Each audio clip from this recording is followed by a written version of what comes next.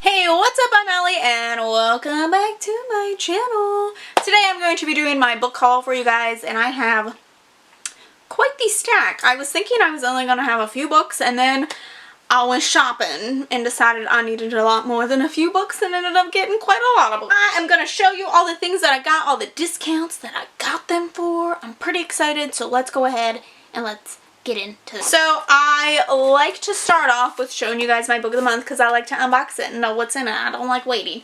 So I do have an affiliate link for this. However, for this month it will not work. But this is a monthly subscription box and you pick the book that you want each month. This is specifically for the YA book of the month. I usually have a code, so I'll leave all that information down below so you guys can check this out. But again, if you use my link, it doesn't do anything for me this month, so that's up to you if you don't feel right doing that. You do get to choose your book, so it wasn't exactly a surprise, but I'm always excited to see. So read your heart out. I decided, oops. Oh, my toe. Why did that box hurt so bad on my toe? I decided I needed this, and this is The Girl the Sea Gave Back. This was another one that recently ended up on my radar. I was really interested in it. There's so much trash around my feet, so it comes with a little bookmark, and oh god, it's just beautiful. I love this cover. Sky in the Deep. She did Sky in the Deep. Why did I think that she was the one? I don't know what I was thinking. So she did Sky in the Deep, which I think I also own somewhere. Total as a child when she discovered, washed ashore in a half burned out boat by the Svel clan. The sacred symbols and staves inked over every inch of her skin mark her not only as a member of the Kar, but as Truth Tongue. They believe her curse forsaken by her own people, but her ability to cast the rune stones and interpret the web of fate woven by the spinners makes her valuable until the day she foresees their destruction, compelling them to wage war. What's really weird is that this fits all the way to the last one, and then they made the font smaller on the last line to fit. Okay, why didn't you just make the whole font smaller?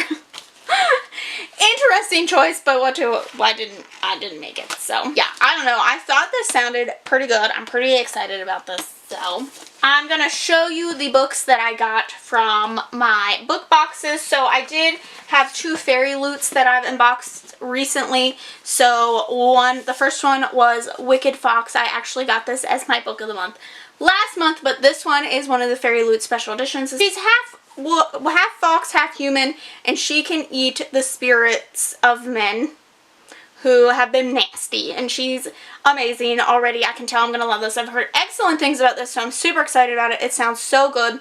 Basically, she loses her soul and she has to pair up with this boy who she saved, which is why she lost her soul. So she has to pair up with him in order to go find her soul and save herself and choose if she wants to live for eternity or not. So I thought that sounded really good. And then I got the Merciful Crow this month, and I also think this just sounds fantastic. We got a band of misfits, a trio that comes together. It's about a girl who's kind of like, I don't think she's really an assassin, but she does things, you know, she does the dirty work for people and collects her coin. And she has to band together with the prince and his assistant, his bodyguard, who have faked their deaths in order to avoid the ruthless queen. And so they team up in order to, I don't know, they're gonna upheave things. But it sounds fantastic, and this is also, it's not painted, but it does have artwork underneath of it, so that's really neat. Although I never understand that, because what do you do with the artwork? I have some, and you can never flatten them out all the way to see the artwork. And then the other one I got was from my Unplugged book box, and that is The Arrangement. I thought this sounded so good. It's about a girl who gets a sugar daddy to pay for her college things, but she becomes obsessed with him and his family, and he tries to break it off, but she does not want to do that, and so she, you know, gets a little obsessive and unhealthy, and apparently things end in blood. So this sounded so good, in my opinion. I know Books and La didn't really care for it, but I'm excited. I'm intrigued. It sounds really good to me. So the Unplugged book box always has some interesting books that I've never really heard of, so I'm really interested in that. And then when we went shopping, I went to Target, and I had seen that they had come out with this Calling All Witches book, and I just thought this was gorgeous. I love it. you know, feminist empowering. It's all about the ladies of the wizarding world, and I just love the cute little facts and stuff in it, and the artwork is just gorgeous, and I just absolutely loved it. I just love the artwork, and it's just, you know, just add it to my Harry Potter collection. So then let's get into my shopping spree. So, something that I don't normally do is cook. However, I saw this 5 ingredients or less cookbook and knew I had to have it. It was only $3, so I bought this because maybe I'll actually make some food or something. You know, whatever. $3. We try it, and if not, I'll give it to the library. So there's that. I just want to let you know that I got that. Then I picked up this really cool edition of Alice's Adventures Underground. I just love this design. It looks like this worn book. It kind of feels kind of worn. It has this cutout of Alice falling down the hole. It has, they're not quite deckled edges. They're kind of wavy. It's really cool. But this just has some really interesting illustrations and stuff inside. I don't believe that they are the original illustrations, but they are really cool. But I'm always looking for fun editions of Alice in Wonderland. But this was $4. Then I saw that they had a finished copy of Dry. I recently read Dry. Well, not recently, it's been a few months. But I read Dry this year. This takes place in California, and it follows several different people that are obviously become interconnected. But it follows these teenagers, and one day they're obviously in a drought in California, but there's absolutely no water. So when the one girl's parents go to get water and they don't return, they put it upon themselves to go see what happened, find some water for themselves. So without water, people are going absolutely insane. It's basically the purge. They're doing whatever they want to get water. There's some interesting transactions that are hinted at. But they go, and basically people are just like turning into like bloodthirsty zombies over having no water, and they end up just trying to find water and going all over the place. They can't find our parents. They're not sure what has happened, and things just get insane. So I really enjoyed this. I love anything Neil Shusterman does. I really enjoyed this. I had an arc of it, but I thought I should get a finished copy. I like to do that when I've read an arc, and I've enjoyed it. So I ended up finding this finished copy. Plus, look at this. I love this. I don't know why I love this design so much, but this was only $3, so you know, it felt worth it. So then we have a book that I really wanted to get around to. I believe last year I had gotten it out from the library, but I just, you know, someone put a hold on it, and then it never happened. But that is a semi-definitive list of worst nightmares. This was only $2, so, you know, why not? It's kind of magical realism. I don't know if that's the proper term for this, but this is about a girl. Ever since I believe it's her father, met death, her whole family has been cursed to suffer one big fear in their lives. I think her dad refuses to like leave their home. He is an agoraphobe who hasn't left the basement in 6 years. Her twin brother Eugene, fear of the dark goes beyond the things that go bump in the night, and her mother is absolutely terrified of bad luck. So she's managed to escape the curse so far, and she doesn't have a great fear, so she pretty much avoids everything. I think she has it all figured out until she's reunited with an old crushed school classmate, her first crush.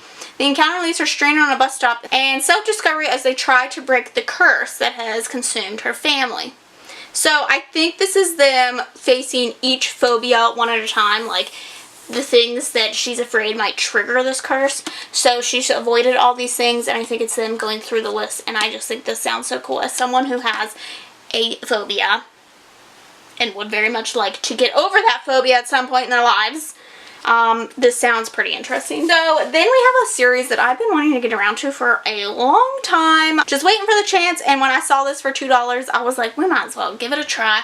That's Etiquette and Espionage. This is the first book in the Finishing School series, I believe. Really good things about this. I do believe that it follows a younger protagonist, which is fine. I like those in-between books. I'm always looking for books to kind of recommend to our tween group. So this sounds pretty interesting. It's about this girl who she's not really behaving the way her mom wants her to, so she sends her to a finishing school. However, this finishing school, while they learn etiquette and things like that, they also learn about death and espionage, which sounds amazing. So this does take place, I think, in like the 1800s maybe. Does it tell me? It doesn't tell me. What is next? Okay, then, so Recently, Toni Morrison passed away. I was very upset by this. I love The Bluest Eye. It's one of my favorite books of all time, and I've been trying to collect some of her works, and when I saw Beloved for $3, I knew I had to have it, especially because this is one of those hardcovers that doesn't have a dust jacket. It just has it on here. I love her just very simplistic design of her books. So this is about a slave who escaped to Ohio. 18 years later, she is still not free. She has too many memories of sweet home, the beautiful farm where so many things happen. Her new home is haunted by the ghost of her baby who died nameless and whose tombstone is engraved with the single word beloved. I think this is her most well-known novel, and I've just heard fantastic things about it, which her writing is always fantastic, so I'm happy to have that. This last one was kind of just, I picked it up, it seemed interesting, and that is In Short Measures. This was $3 as well, and this is a collection of, I think, 3 novellas, and it deals with, I think, love and sex and how relationships can change, and the dynamics in relationships and the differences in relationships and sexual relationships. So, I thought it sounded pretty interesting. I like sex. I like talking about sex. I like reading about sex. What can I say? So it sounded interesting to me, and especially based around how different relationships might work, because I think a lot of people think that I have a weird relationship, so it's nice to read about different types of relationships and just be open-minded about those. So I'm pretty interested in this. I hope that it's good and not just like some weird thing that just wants to be erotic and shame other relationships, and you know, we'll see. I hope it's not like a weird kink fetish thing. And then I have 2 more things, and these things are quite massive. I couldn't believe I even came across them.